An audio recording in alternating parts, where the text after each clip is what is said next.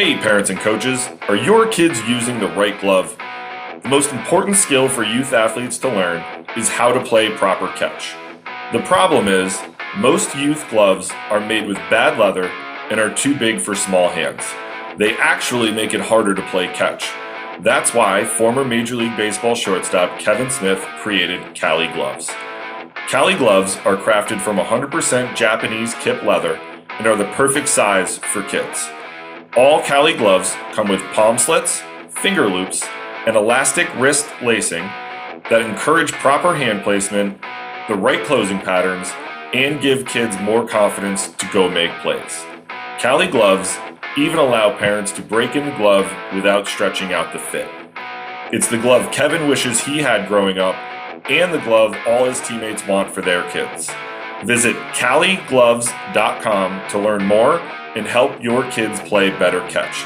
That's Cali Gloves, K-A-L-I gloves.com. Welcome to this week's edition of In the Clubhouse with EMD Baseball. I'm Andy Kirikides, joined by my wonderful co-host Keith Glasser. How we doing? Great, how are you? Good. We got a listener question we're going to cover here in this short segment. Shout out to James. You know who you are. Question from James.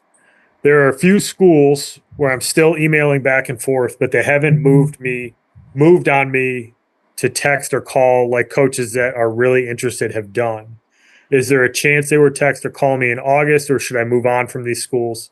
Second question is, if I'm lucky enough to get multiple offers, when will I have to make a decision by, and will I be able to potentially wait until October before the ED deadline? And this specifically seems to be tied to kind of the high academic world, which is obviously something that we're both very well versed in. So, Coach, you want to tackle that first one there? Sure.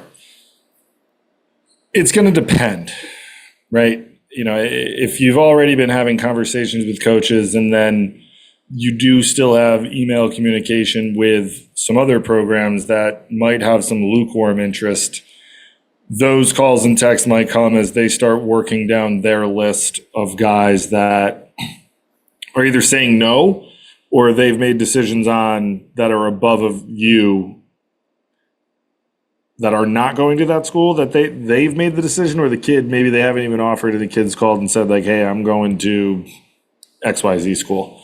My guess in all my years of doing this is that, if they're still emailing you and getting communications and updates, you're on their board, but they have some guys that are above you, and then they're going to work their way through at their own pace with their timeline of what they're doing.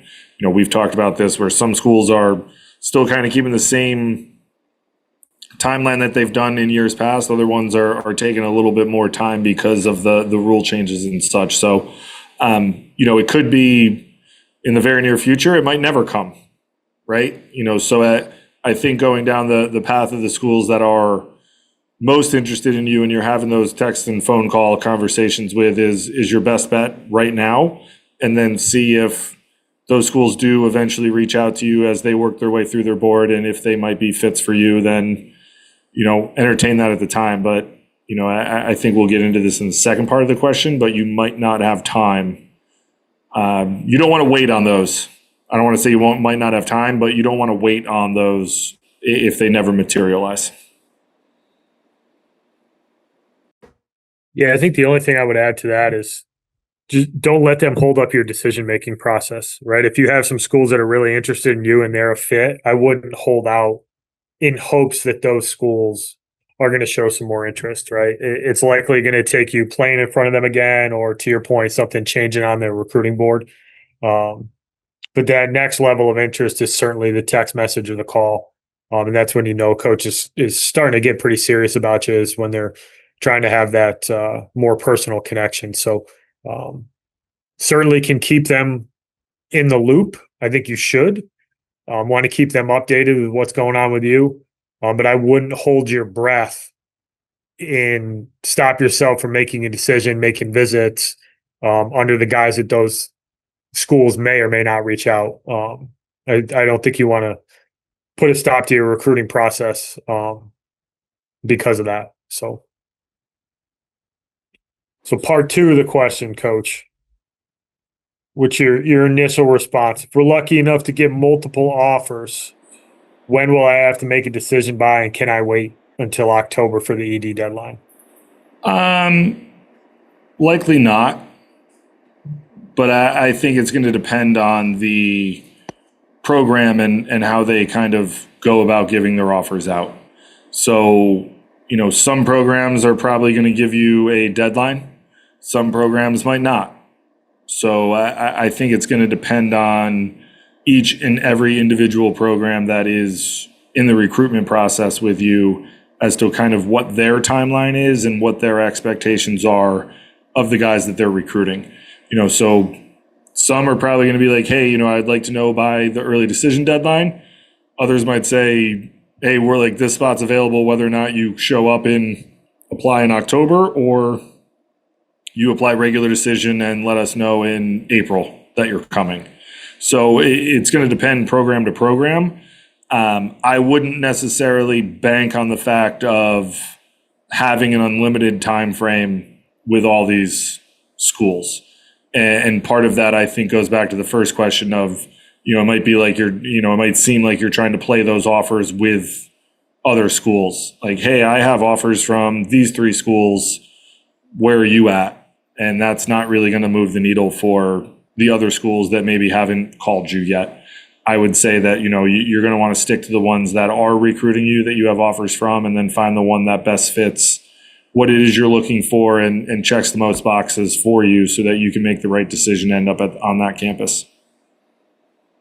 Yeah, I think in the high academic world, obviously the ED deadline is an important date, specifically at the Division III level, because that's kind of like your official commitment, if you will, like your quote unquote NLI. I don't think that most schools are going to let you weigh a bunch of offers until then, would be my guess.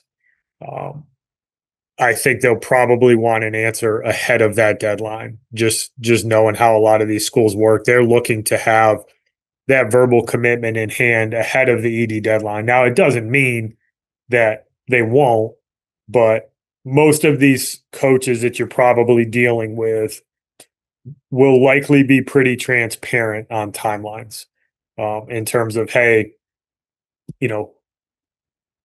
we want you here, but we can't wait, until October for an answer. They might tell you, hey, mid-September is when we need to know by. Otherwise, we're going to go in a different direction. I mean, at the end of the day, these coaches do want guys who really want to be there. But, so I wouldn't anticipate that you're going to be able to hold on to multiple offers until October and then make a decision on which school you want to apply early decision to then. I think most of these schools they'll probably look for an answer before then, especially if you've seen the campus and you've had a bunch of contact with the coaches and you have the information you need to make a decision. I think at that point is when I think most coaches are comfortable saying, hey, we kind of need an answer. If some of that stuff you haven't completed yet, if you haven't gone and seen the campus, if you haven't met the coach in person, that might delay that timeline a little bit, but I wouldn't go into it expecting to be able to wait to the last minute to make a decision. So I think my advice would be is to start working down your checklist of things that matter to you, right? Go see these schools and start putting yourself in a decision-making mindset where you're in a spot where you feel like you have the information to make a decision, versus trying to push this off. And I think a lot of guys run into this in this part of the year where they're getting interest from multiple schools and it's, well, what else is out there becomes a question that gets thrown into the mix. And people want to act with like 100% certainty on everything. And I can tell you that, most of the schools aren't going to check every single possible box for you. But if you have some schools that you really like, make sure you're doing your due diligence. Make sure you go and visit these schools, so that you can get to a point where you're able to make a decision when these coaches ask for one. Yeah, I just don't think that I think there's a fallacy in trying to continually chase down and exhaust all options. Like, there's just not unlimited time to be able to do it. Like, it's not always, something's always better out there, right? Like, these are the handful of schools that are recruiting me. They really want me to come play here. Go there, visit there, and see how they fit you so that you can make the best decision for yourself based off the schools that are in on you. Does that make sense? Yeah, it does. And I agree with you 100%. I think that this usually happens when a guy gets his first offer. Is like, well, what else is out there? Like, what other schools that are similar to this could like me? And I think it's important to recognize that in this process, you're not trying to accumulate offers. You're trying to find the right fit, right? And if the first offer is it's the right spot, take it and Right. run with it and get yourself ready to go to college. If it's not, then that's a different conversation to be had. But I think it's also important to understand the coach's perspective on this is that they're trying to bring in a group of players that are not only talented, but want to be on that campus. And at a certain point, if you've seen everything you need to see and you're not ready to make a decision, there's plenty of good players out there, and these guys will go and they'll go pursue some other options. Some of them might handle it like, hey, the offer's off the table. Like, you have to make a decision by this date. And if you say no, or you can't make a decision, like, we're moving on and that offer's gone. Some other schools will handle it a little bit differently, where they might say, hey, this offer is exclusive to you until September 1st. But if we don't get an answer from you one way or another by September 1st, that offer is going out to other people, and whoever takes it first is going to get that spot. There's plenty of schools will handle it that way, where they're not going to officially pull that offer from you. But if somebody else takes that spot, they're going to be in a situation where they have to call you back and say, hey, you know what? Whoever from wherever just committed to us, and, we're done looking for catchers in this class. So best of luck to you, type of thing. So just understand that the coaches have decisions to make as well, and they can't just sit on their hands waiting for guys to waffle back and forth on schools. So it's and I think it's important to note too, when the coaches come to that decision, it's more, they can't, if you're their number one option, they can't sit around and wait for months to miss out on 2, 3, and 4 of their options too, who are going to be gone, and then be left with 8, 9, 10 who they don't think is as good as 1 through 5. So there is a little bit of a time crunch in there too. So it's not because they're frustrated or angry or whatever. It's more that, they're watching other guys that they like come off the board, and they can't afford to go further down their list on guys they've evaluated and like.